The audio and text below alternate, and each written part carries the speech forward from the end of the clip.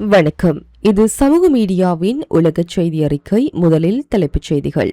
செவிட்டாவில் தீவிரமடையும் எல்லை நெருக்கடி, ஸ்பெயினுடன் ஷெங்கன் ஒப்பந்தத்தை இடைநிறுத்த ஐரோப்பிய நாடுகள் கோரிக்கை.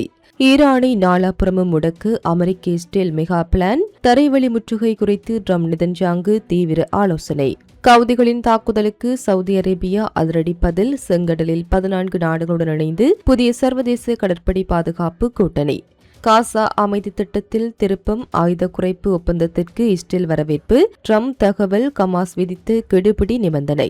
வட ஆப்பிரிக்க கடற்கரையில் அமைந்துள்ள ஸ்பெயினின் தன்னாட்சி நகரமான செவிட்டாவிற்குள் மொரோக்கோவிலிருந்து பல்லாயிரக்கணக்கான சட்டவிரோத குடியேறிகள் திடீரென பாய்ந்ததால் ஸ்பெயினில் பெரும் மனிதாபிமான மற்றும் பாதுகாப்பு நெருக்கடி வெடித்துள்ளது. கடந்த ஜூலை 30 அன்று நிலவிய சூழலின்படி சுமார் 40,000 முதல் 60,000 வரையிலான புலம்பெயர்ந்தோர் அலை தடுப்பை சுற்றி நீந்தியும் நடந்தும் செவிட்டாவிற்குள் புகுந்தனர். மேலும் 300 முதல் 400 பேர் வரை மெலிலா நகரத்தை அடைந்துள்ளனர். செவிட்டாவை அடைய நீந்த முயன்ற போது 50க்கும் மேற்பட்டோர் கடலில் மூழ்கி உயிரிழந்ததாக அஞ்சப்படுகிறது. வெள்ளிக்கிழமை செவிட்டாவிற்கு நேரடியாக வருகை தந்த ஸ்பெயினின் பிரதமர் பெட்ரோ சான்செஸ் இந்த ஊடுருவலை நாட்டின் பிராந்திய ஒருமைப்பாட்டின் மீதான மீறல் மற்றும் தாக்குதல் என்று கடுமையாக வர்ணித்துள்ளார். மனித கடத்தலில் ஈடுபடும் மாபியா குழுக்களே இந்த நெருக்கடிக்கு முதன்மை காரணம் என்று அவர் குற்றம் சாட்டினார். ஏற்கனவே 80,000 மக்கள் தொகையை கொண்டு செவிட்டா நகரத்தில் தற்போது 60,000 புலம்பெயர்ந்தோர் குவிந்துள்ளதால்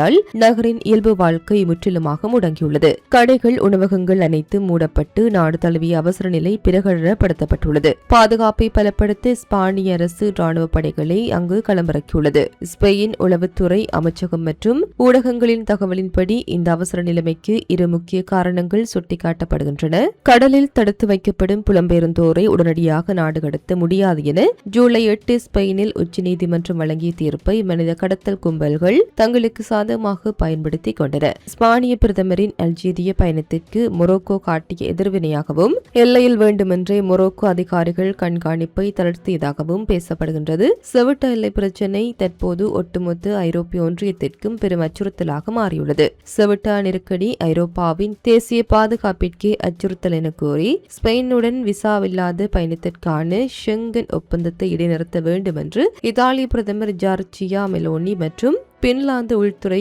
அமைச்சர் மாரி டண்டென் வலியுறுத்தியுள்ளனர். செக் பிரதமர் ஆண்ட்ரே பாபிஸ் ஸ்பெயின் எல்லைகளில் கட்டுப்பாடுகளை விதிக்க வேண்டுமென்றார். நிலையை தொடர்ந்து பிரான்ஸ் அதிபர் இமானுவேல் மெக்ரான் ஸ்பெயினுடனான தனது நாட்டின் எல்லையில் பாதுகாப்பை கடுமையாக்க உத்தரவிட்டுள்ளார். ஐரோப்பிய ஆணையத்தின் தலைவர் உர்சுலா வாண்டர் லேயன் செவிட்டாவிற்குள் வந்த குடியேறிகள் அனைவரையும் விரைவாக தாய்நாட்டிற்கு திருப்பி அனுப்ப வேண்டும் என மாற்றத்தை கேட்டுக் கொண்டுள்ளார். செவிட்டாவிற்குள் சட்டவிரோதமாக வந்தவர்களை திருப்பி அனுப்புவது தொடர்பாக ஸ்பெயினும் மொரோக்கோவும் பேச்சுவார்த்தை நடத்தி வருகின்றன. ஸ்பெயினின் உள்துறை அமைச்சகத்தின் கூற்றுப்படி ஜூலை 31 வரை கிட்டத்தட்ட 25,000 குடியேறிகள் தாங்களாகவே முன்வந்து மொரோக்கோவிற்கு திரும்பியுள்ளனர். நிலைமையை கட்டுப்பாட்டிற்குள் கொண்டுவர ஐரோப்பிய எல்லை முகமையான பிராண்டெக்ஸ் மூலமாக உதவ தயார் என ஐரோப்பிய ஒன்றியம் அறிவித்துள்ளது. ஈரான் மீதான பொருளாதாரம் மற்றும் அரசியல் அழுத்தத்தை உச்சகட்டத்திற்கு கொண்டு செல்லும் வகையில் அந்த நாட்டின் எல்லைகள் முழுமையாக முடக்கும் தரை வழி முற்றுகை திட்டத்தை அமெரிக்காவும் இஸ்ரேலும் தீவிரமாக பரிசீலித்து வருகின்றது.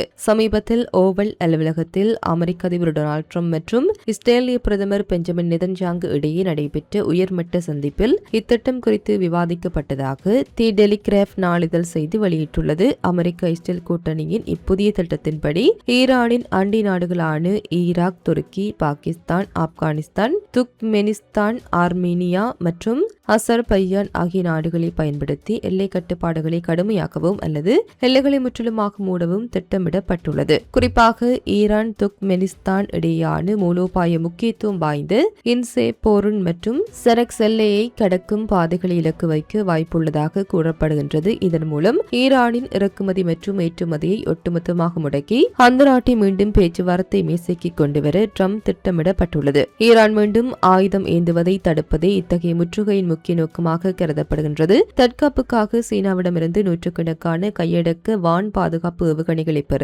ஈரான் ஒப்பந்தம் செய்துள்ளதாகவும் அதற்கான சரக்கு கப்பல்கள் தெற்கு ஈரானிய துறைமுகங்களான பந்தர் அப்பாஸ் மற்றும் சபாஹைரா நோக்கி வந்து கொண்டிருப்பதாகவும் தகவல்கள் வெளியாகியுள்ளன. தரை மற்றும் கடல் வழி முற்றுகை மூலம் இந்த ஆயுத விநியோகத்தை தடுக்க அமெரிக்கா வியூகம் அமைக்கப்பட்டுள்ளது.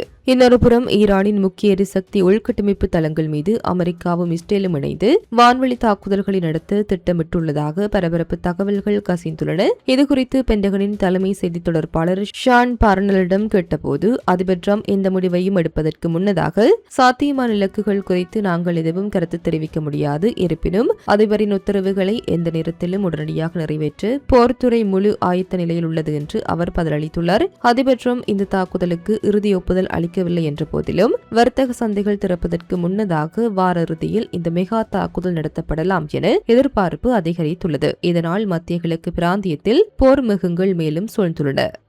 செங்கடல் மற்றும் ஏடன் வளைகுடா பகுதியில் தொடர் அச்சுறுத்தல்களை ஏற்படுத்தி வரும் ஜேமனின் கவுதி கிளர்ச்சியாளர்களின் தாக்குதல்களை முறியடிக்க சவுதி அரேபியா தலைமையில் ஒரு புதிய சர்வதேச கடற்படை பாதுகாப்பு கூட்டணி உருவாக்கப்பட்டுள்ளது. உலகளாவிய வர்த்தக வழித்தடங்கள் மற்றும் எரிசக்தி விநியோக பாதைகளை பாதுகாப்பதை முதன்மை நோக்கமாக கொண்டு இந்த நடவடிக்கை எடுக்கப்பட்டதாக ராய்டர்ஸ் செய்தி நிறுவனம் தெரிவித்துள்ளது. இப்புதிய கூட்டணியை அமைப்பது தொடர்பாக சவுதி அரேபியா நடத்திய சர்வதேச ஆலோசனை கூட்டத்தில் ஐரோப்பிய ஒன்றியம் உட்பட 43 நாடுகளின் பிரதிநிதிகள் கலந்து கொண்டதாக சவுதி பாதுகாப்பு அமைச்சகம் உறுதிப்படுத்தியுள்ளது. சவுதி அரேபியா இக்கூட்டணியின் நிறுவன நாடாக செயல்படுவதுடன் இதன் முதன்மை தலைமையகத்தையும் தனது சொந்த மண்ணிலேயே நிறுவ திட்டமிட்டுள்ளது. குறிப்பாக சர்வதேச கப்பல் போக்குவரத்தில் மிக முக்கியமான பாப்பல் மண்டேப் ஜலசந்தி மற்றும் ஏடன் வளைகுடா பகுதிகளில் கடல்சார் பாதுகாப்பை பலப்படுத்துவதே இக்கூட்டணியின் பிரதான இலக்காகும். இக்கூட்டணியை உருவாக்குவதற்கான முதல்கட்ட கூட்டறிக்கையில் சவுதியுடன் சேர்த்து 14 நாடுகள்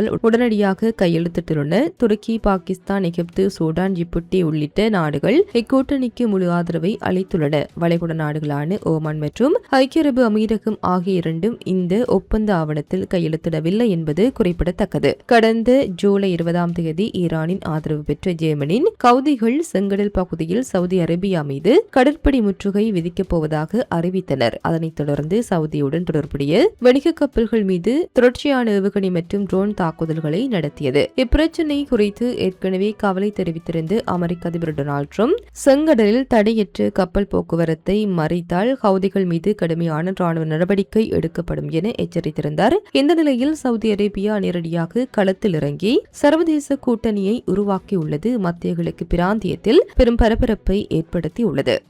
காசாவில் அமைதியை கொண்டுவரும் நோக்கில் உருவாக்கப்பட்டுள்ள அமைதி வாரியத்தின் உடன்படிக்கை மற்றும் ஆயுத குறைப்பு திட்டம் குறித்து இஸ்ரேல் மிகவும் மகிழ்ச்சி அடைந்துள்ளதாக அமெரிக்க அதிபர் டொனால்ட் ட்ரம்ப் தெரிவித்துள்ளார். செய்தியாளர்களிடம் பேசிய அதிபர் ட்ரம்ப் இந்த உடன்படிக்கை பிராந்தியத்தில் அமைதியை ஏற்படுத்த ஒரு முக்கிய மைல்கல்லாக இருக்கும் என்ற நம்பிக்கையை வெளியிட்டார். காசாவில் முன்மொழியப்பட்ட இந்த அமைதி ஒப்பந்தம் முழுமையாக செயல்படுத்தப்பட்டால் அது ஒரு மிகப்பெரிய ஆக்கப்பூர்வமான நடவடிக்கையாக இருக்கும் என ஐரோப்பிய ஒன்றியத்தின் வெளியுறவு கொள்கை தலைவர் காஜா கெல்லாஸ் தெரிவித்துள்ளார். இதுகுறித்து எக்ஸ் சமூக ஊடக தளத்தில் பதிவிட்டுள்ளார். இந்த ஒப்பந்தம் வெற்றியை பெற பல விஷயங்கள் சரியாக அமைய வேண்டும். அனைத்து தரப்பினரின் முழுமையான அர்ப்பணிப்பை பொறுத்தே இதன் வெற்றி சாத்தியமாகும். ஹமாஸ் அமைப்பு இந்த உடன்படிக்கைக்கு கட்டுப்படுகின்றதா என்பதை சரிபார்ப்பது ஒரு பெரிய சவாலாக இருக்கும். இறுதியில் இஸ்ரேல் காசாவிலிருந்து முற்றிலுமாக வெளியேற வேண்டியிருக்கும் என குறிப்பிட்டுள்ளார். மேலும் அமைதிக்கான அடுத்த கட்ட நடவடிக்கைகளுக்கு முழு ஆதரவு அளிக்க ஐரோப்பிய ஒன்றியம் தயாராக உள்ளதாகவும் அவர் உறுதியளித்துள்ளார். அதிபர் ட்ரம்பின் அமைதி திட்டத்தின் கீழ் ஹமாஸ் தனது ஆயுதங்களை குறைக்க வேண்டும் என்ற கோரிக்கை முன்வைக்கப்பட்ட நிலையில் ஹமாஸ் பயங்கரவாத அமைப்பு இதற்கு பதிலளித்துள்ளது. காசாவில் இஸ்ரேலின் அனைத்து ராணுவ தாக்குதல்களும்